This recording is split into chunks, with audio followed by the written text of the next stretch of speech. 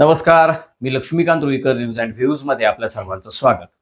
अखेर गेल्या वर्षभरापासून किंवा 13-14 महिन्यांपासून सुरू असलेलं मराठा आरक्षणाचं आंदोलन आणि त्या आंदोलनाचे प्रमुख मनोज जरांगे पाटील हे राजकारणात उतरणार हे फायनल झालंय.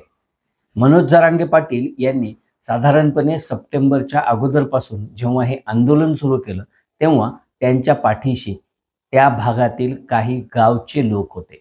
पण सप्टेंबरच्या पहिल्या आठवड्यात अंतरवली सराटीमध्ये जो पोलिसांकडून अमानुष लाठी हल्ला झाला, लाठीचार्ज झाला आणि त्यानंतर त्या लाठी हल्ल्यामध्ये ज्या महिला, लहान मुलं, तरुण मुलं, वृद्ध माणसं हे जखमी झाले, यानंतर महाराष्ट्रात वातावरण पूर्णपणे पेटलं. मराठा समाज हा संतप्त होऊन रस्त्यावर उतरला. ऑक्टोबर महिन्यामध्ये तर मराठवाड्यातल्या वेगवेगळ्या भागात अक्षरशः आमदारांची घरं जाळण्यापर्यंत कार्यक्रम झाले, दंगली उसळल्या, दगडफेक झाली, चक्काजाम झाले, रस्ता रोको झाले आणि मराठा आंदोलनाचे प्रमुख म्हणून अचानक मनोज जरांगे पाटील हे नाव संपूर्ण देशात पोहोचलं. मनोज जरांगे पाटील यांनी या आंदोलनाच्या पाठीमागची भूमिका ही सातत्यानं विशद केली. मराठा समाजाला ओबीसी मधून आरक्षण देण्यात यावं, तो त्यांचा हक्क आहे असं म्हणत त्यांनी रान पेटवलं. सरकारनं देखील प्रत्येक वेळी नवी डेट, नवे आश्वासनं देत देत लोकसभा निवडणुकीपर्यंत वेळ काढूपणाचं धोरण घेतलं आणि लोकसभा निवडणुकीत मराठा आंदोलनाच्या या वणव्याचा फटका महायुती सरकारला महाराष्ट्रात बसला आणि 40 वरून थेट 18 जागेवर त्यांना समाधान मानावं लागलं. त्यानंतर तरी सरकार शहाणं होईल असा मनोज जरांगे यांचा अंदाज होता. पण सरकारनं ओबीसी मधून आरक्षण देता येणार नाही अशी स्पष्ट भूमिका घेतली नाही. मात्र आरक्षण देण्याबाबत फारशी सकारात्मक पावलं उचलली नाहीत. हे लक्षात आल्यानंतर मनोज जरांगे यांनी आता उपोषण नाही तर थेट निवडणुकीच्या मैदानात उतरायचं असा एल्गार करत 20 ऑक्टोबर रोजी अंतरवली सराटी येथून इलेक्शनमध्ये उभा राहा, मी योग्य वेळी कुणी माघार घ्यायची आणि कुणी निवडणुकीला उभा राहायचं हे सांगेल, पण आता आपल्याला पाडायचं नाही तर लढायचं आहे आणि निवडून यायचं आहे. जवळपास 80 ते 85 उमेदवार उभा करण्याचा मानस हा मनोज जरांगे पाटील यांनी यावेळी व्यक्त केला आहे. मनोज जरांगे पाटील इतके दिवस समाजाचा प्रश्न घेऊन सरकारच्या विरोधात भांडत होते आणि त्यामुळं त्यांना समाजाचा मोठ्या प्रमाणात पाठिंबा असल्याचं चित्र निर्माण झालं होतं. पण आता ते जर का राजकीय आखाड्यात उतरले तर त्यांच्यावर देखील आरोप प्रत्यारोपाच्या फैरी झडणार, त्यांच्यावर देखील आरोप होणार. त्यांनी कशा पद्धतीनं लोकसभेत भूमिका घेतली, त्या लोकसभेच्या घेतलेल्या भूमिकेमुळं कशा पद्धतीनं महाविकास आघाडीला फायदा झाला, या सगळ्या गोष्टी देखील चव्हाट्यावर येणार आहेत. मनोज जरांगे पाटील यांच्या आंदोलनाच्या पाठीशी पवार आहेत की शिंदे आहेत या चर्चा अगोदरच सुरू आहेत. जरांगे पाटील हे जाणीवपूर्वक आंदोलन वेगळ्या दिशेला नेत आहेत. त्यांना राजकारणच करायचं होतं, राजकीय आखाड्यात उतरण्यासाठीच त्यांनी समाजाचा वापर केला असे देखील आरोप भविष्यात होऊ शकतात आणि आता ते जरांगे पाटील आणि समाजाला सहन करावे लागणार आहेत. आजपर्यंत बंद मुठ्ठी लाख की खुल गई तो खाक की असं जे म्हणतात त्या पद्धतीनं जरांगे पाटील यांच्या जी भूमिका होती की निवडणुकीत लढायचं नाही तर पाडायचं, त्यामुळं प्रत्येकच पक्ष, विशेषतः महायुतीमधील भारतीय जनता पक्ष असेल, शिंदे सेना असेल किंवा अजित पवारांचा राष्ट्रवादी काँग्रेस पक्ष असेल, हे गॅसवर होते किंवा सलाईनवर होते. पण आता जरांगे पाटील यांनी निवडणुकीत उतरण्याचा निर्णय घेतल्यामुळं या पक्षांनी थोडासा सुटकेचा श्वास घेतला असेल असं म्हणायला हरकत नाही. कारण निवडणुकीत जर का कुणीही समोर आलं तर त्यांना कशा पद्धतीनं सामोरं जायचं हे या राजकीय पक्षांना चांगलं माहीत आहे. राजकीय पक्ष कशा पद्धतीनं रात्रीच्या दिवसाच्या ॲडजस्टमेंट करतात, कशा पद्धतीनं राजकीय खेळ्या केल्या जातात, कुणाला शब्द दिले जातात, कुणाला सोबत घेतलं जातं, कुणाला फोडाफोडी केली जाते, हे त्यांच्यासाठी नवीन नाही. जरांगे पाटील यांच्यासाठी मात्र हा सगळा नवा डाव असणार आहे. समाज पाठीशी आहे हे निश्चित आहे. त्यांनी त्यासोबतच मुस्लिमांना देखील आपल्या सोबत घेण्यासाठी इम्तियाज जलील असतील किंवा काही मौलानांची मौलवींची भेट घेतल्याचं देखील समोर आलेलं आहे.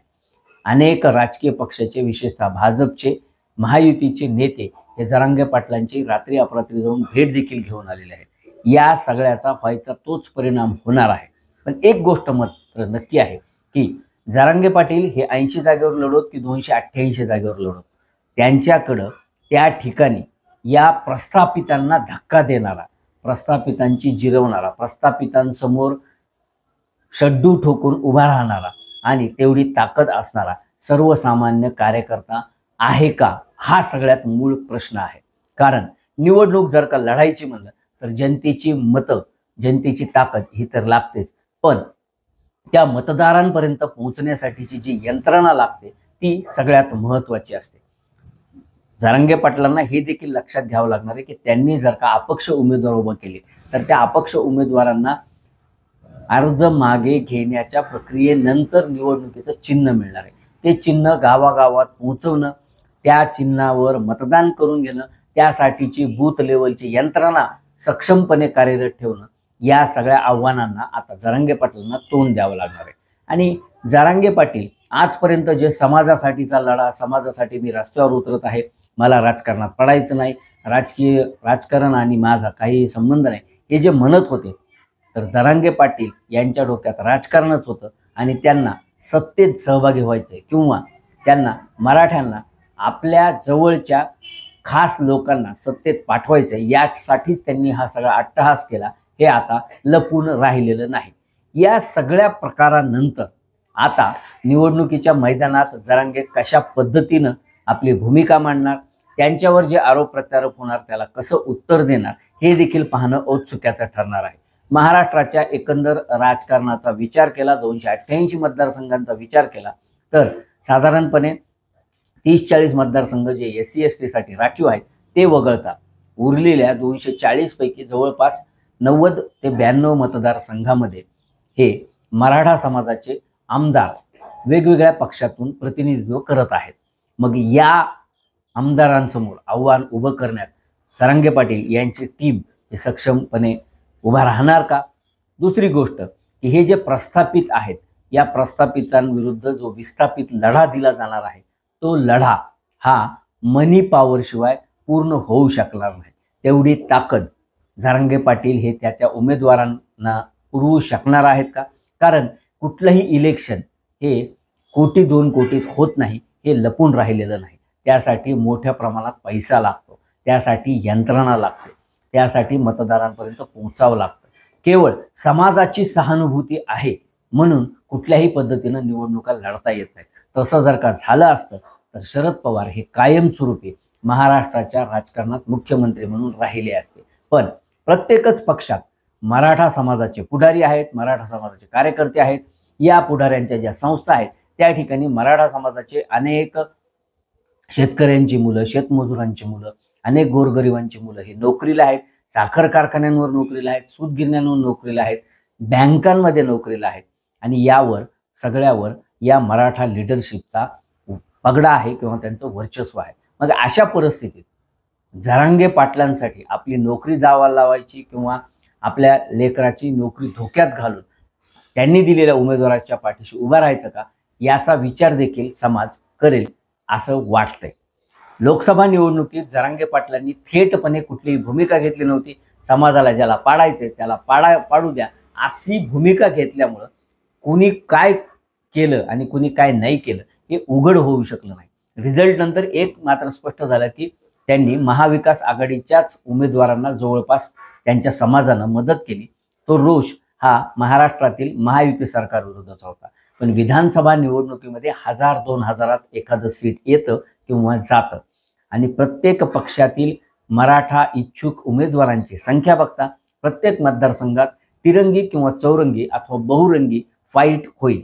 मग अशा चौरंगी किंवा बहुरंगी फाईटमध्ये मनोज जरांगे पाटील यांचा अपक्ष उमेदवार हा कितपत टिकणार?